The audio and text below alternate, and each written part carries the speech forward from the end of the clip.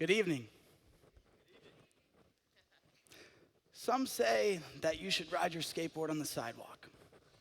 Some would argue that you should ride it on the street. Well, as for me, I preferred the windshield of my mom's dark green minivan.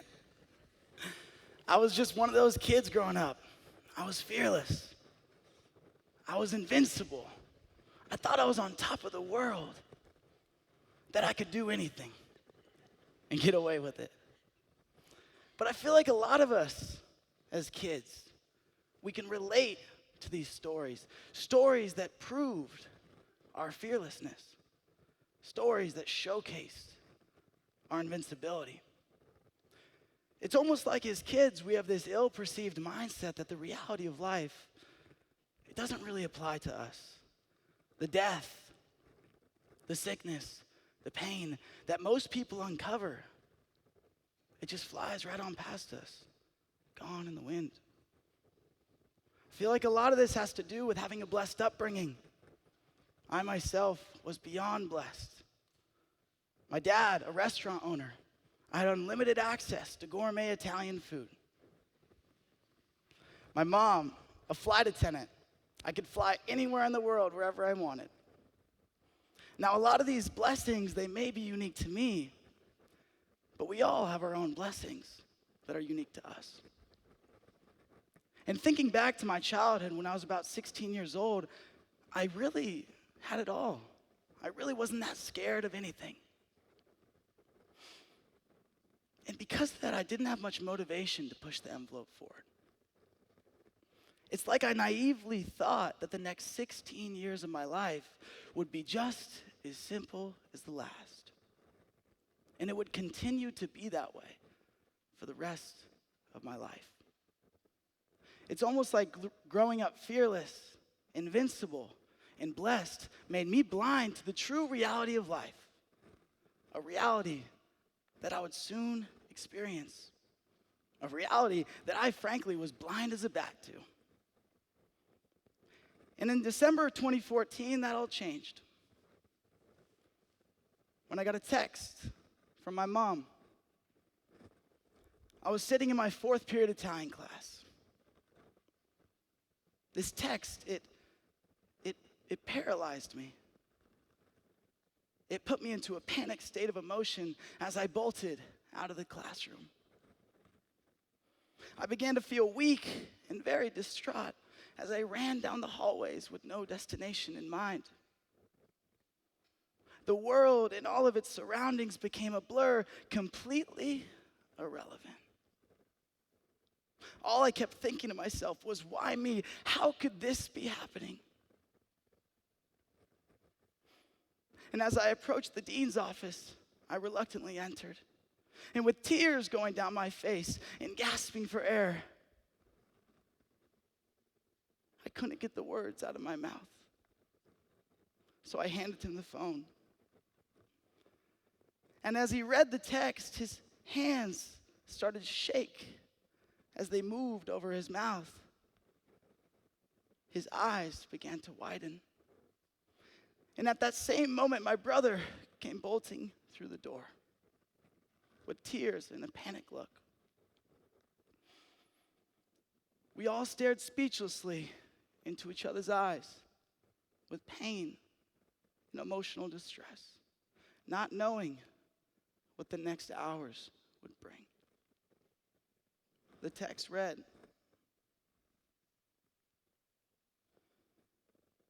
David, honey, I love you so much. But my plane has just been hijacked. Please take care of your brother, your father, and your sisters. I love you so much.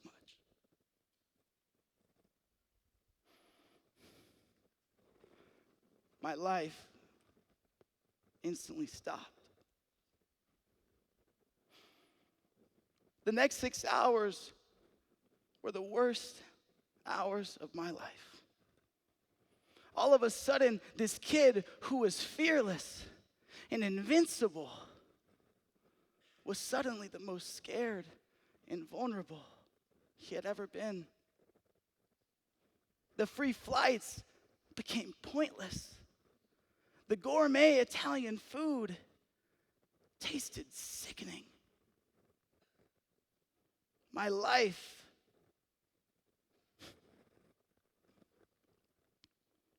had become grim. And for the next 6 hours, I sat motionless in my chair, just staring into my phone, waiting and praying for my mom to tell me she was okay. And during those long hours that felt like years, thousands of questions went through my mind.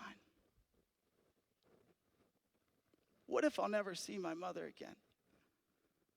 What if she doesn't get off that plane? Questions that I never thought I'd ask. And then all of a sudden, all of my life came into question. A life that I had yet to think twice about during my 16 years on this earth. I started to question my religion. How could God do this to me? My friends, are these the people who truly support me? My education, my hobbies, all of a sudden a life which had made so much sense suddenly made no sense at all. And from that day forward, I started to give everything a second look. From originally taking my life and loved ones for granted, I realized how quickly they can be taken from you. The fragility of life and all that comes with it. You see, I was done going through the motions with no real destination in mind. It was time for me to wake up to the reality of life and start actively pursuing a life with purpose. A purpose to change what I saw in this world and make it better. Change the evil I saw and make it better. And armed with this new passion to live a purposeful and curious life, I went on to college. I got accepted into university in 2015, where my whole plan was to pursue this purpose.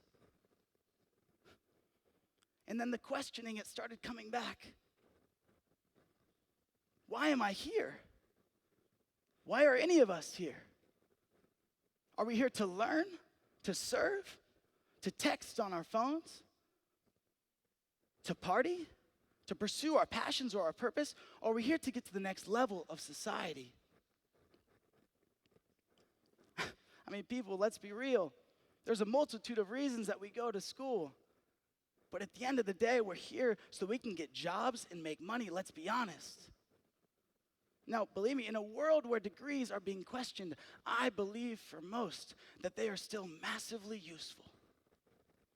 And that they are passports to a world that will need more time to see beyond them. And with a passport to the world, you can do anything. But what a passport doesn't always include is a path to finding your dreams, pursuing your passions, and fulfilling your purpose. And I know this because that was the sad truth for me. As I mentioned, I started to question my education. And I'm sure you are thinking it can't be that bad, but let me tell you, when your first project in college is to write a 20-page paper on the origin of pears, pears, it really takes a toll on you. Let's just say you know you chose the wrong major when you're more excited about the title of your paper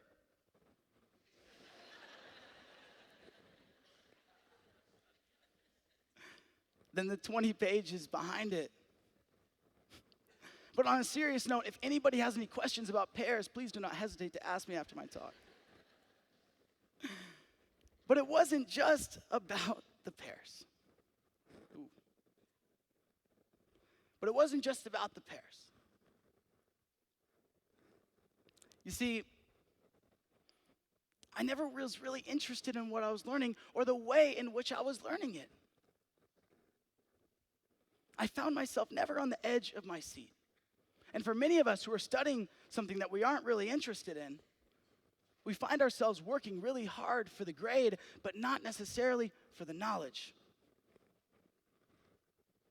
And after trying major after major in school, I realized that it actually wasn't about what I was learning was the issue, but instead the environment in which I was learning.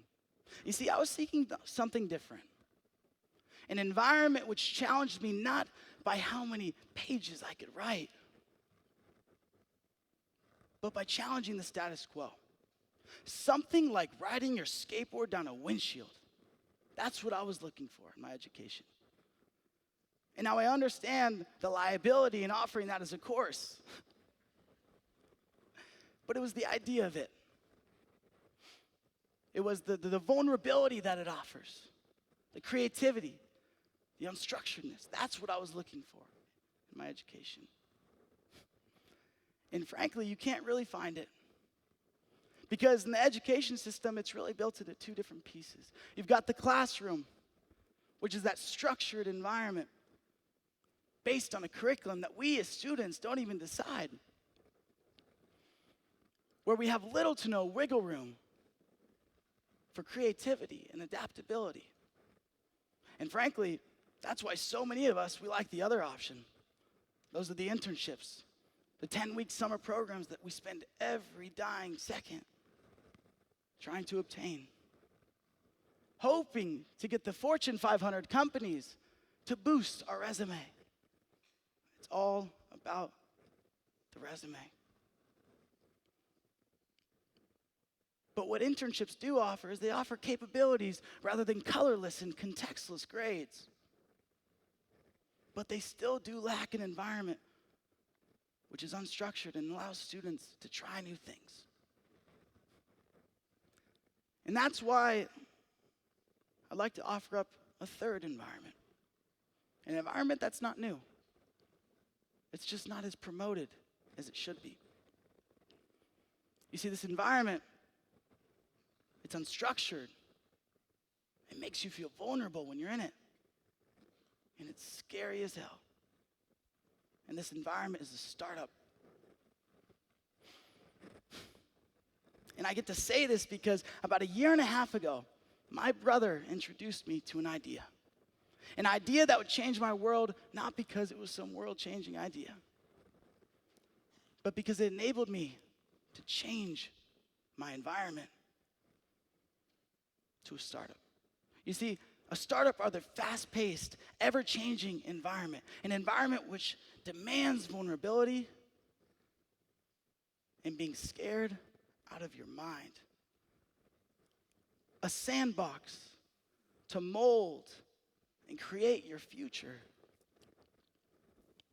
and the future of our world. See, startups are the spark of innovation. And without them, we would not be seeing another tomorrow. And what I've noticed is that students are constantly being forced up this corporate ladder that they do not want to climb. Or frankly, not ready to climb it.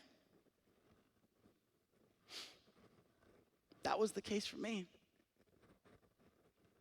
It really was.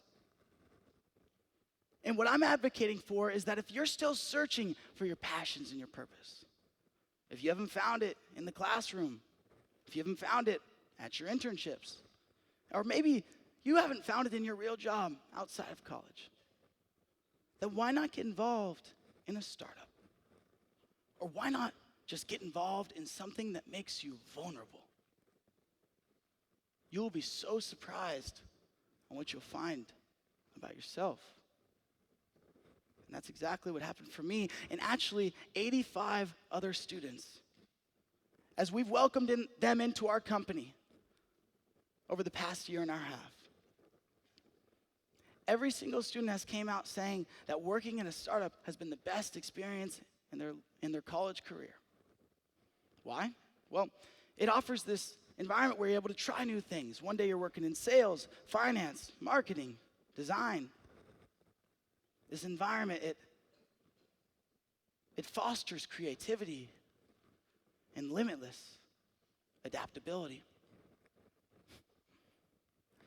And I'll never forget, during orientation, every single year, we ask our students, what are you interested in? Because we believe that interests ignite passions, and with passion, you're going to want to wake up excited to do what you love every single morning. And I'm lucky enough to say that I get to wake up excited because I get to see students opening up their options, stepping outside of their comfort zone, and expanding their horizons. And thinking back to that day when I experienced true vulnerability for the first time, I've now started to realize how special that feeling is.